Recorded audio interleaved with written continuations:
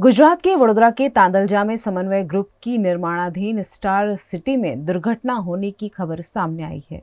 गुजरात के वडोदरा के तांदलजा में समन्वय ग्रुप की निर्माणाधीन स्टार सिटी में दुर्घटना होने की खबर सामने आई है।